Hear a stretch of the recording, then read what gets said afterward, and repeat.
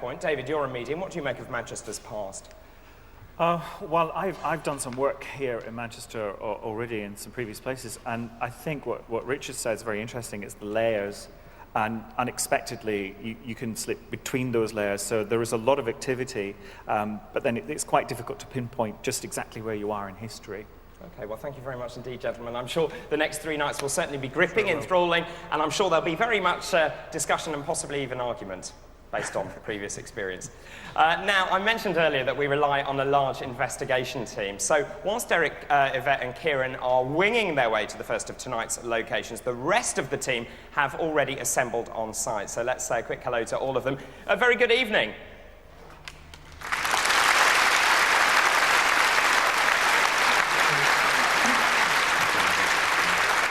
Now, I don't know how many of you can actually hear me directly, but how are you all feeling? We're feeling, we've had a few weird experiences already. We've heard a rustling noise. John's been feeling weird. What have you been feeling? I've got butterflies, which isn't unusual. That happens pretty much everywhere we go.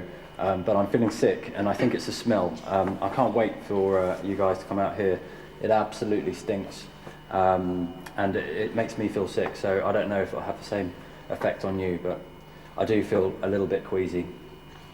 One thing I just want to ask you, Sally, is when you're obviously in a state of anticipation, and obviously John talked about having butterflies, do you think that changes the experience you have on site? Yeah, I think it does. I think as soon as we arrive in a place, we're busy rigging and stuff, but then when the lights go out, it's a completely different feeling. And it's gone dark outside and everything now as well. So, yeah, we're all a bit anxious, I think. Okay, well, prepare yourselves, and the very best of luck to all of you tonight. Good luck. Thanks very much. See you later. Well, there they go. Now, this show is a massive interactive experience. We need your help, we need your comments. And here to explain how you can get involved is our clean-shaven head of interactive. He is, of course, the thinking woman's crumpet. It's Julian Clegg.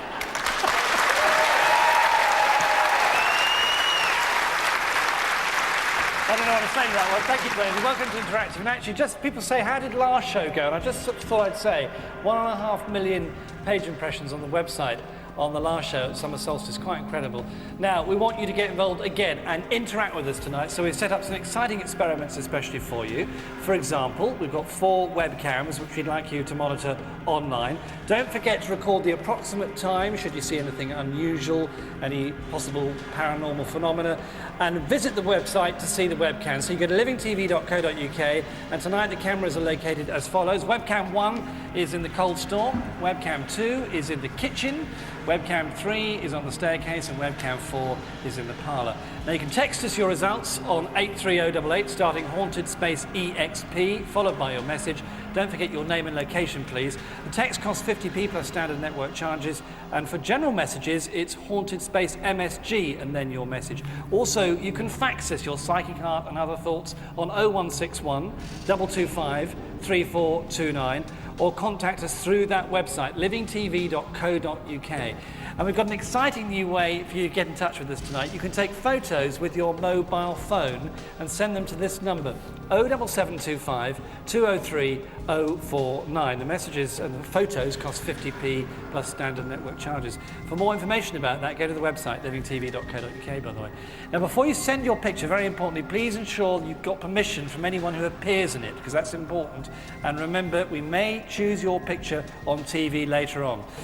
Now, moving on from that, our competition, and a great prize tonight, really good. 2 winners to receive 2 VIP tickets to Most Haunted Live at Halloween and December, the last night in both cases. That includes travel, accommodation, and the opportunity to meet members of the crew. So 2 winners on that, that's great. Also, runners-up for this competition tonight. By the way, the winners get the book as well. I ought to show you that. The Most Haunted official behind-the-scenes guide, which is now out.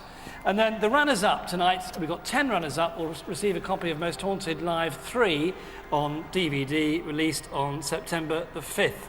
Now, the question is, where did the last Most Haunted Live investigation take place? Was it A, Windsor, B, Wakefield, or C, Warrington. Now, you can enter by calling 09015 33 9910, or digital satellite viewers, press that red button on your remote control. The entries cost £1, mobile rates may vary, and you must be over 18 to enter. And very importantly, the competition line closes at 11:30 tonight, so get pressing those buttons and dialing. Good luck. Lots more to tell you later, but David, for now, back to you. Thank you very much, Jim. I love that thing about sending photos in. It's great. That's marvellous. Great idea. Can't wait to see what you're going to send us. Now, Manchester's shadowy past is about to reveal some of its dark and stubborn secrets. But what are they? We'll find out after this.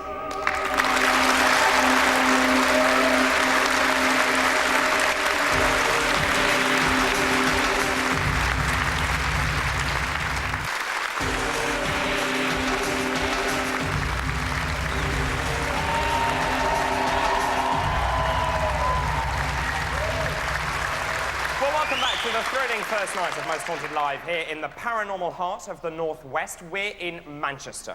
Now, over the next 3 nights, we're going to be uncovering the murky mysteries surrounding the city's horrifying past. So what lurks at our first location? Let's find out. Stockport has a ghostly secret, a spooky and ancient dwelling where dark shadows are said to flit from room to room and apparitions appear in abundance. Remarkably, this Tudor house has survived on this site since the 15th century, opposite the market in the heart of the town. Once the opulent home of Stockport's mayors, it has also been home to influential families and noted gentry. Now a fascinating museum, it stands quiet, except that is for its supposed abundance of startling and unnerving paranormal incidents. This is a Most Haunted Live exclusive. We're the first paranormal investigation allowed here, so what secrets will we unfold tonight at Staircase House?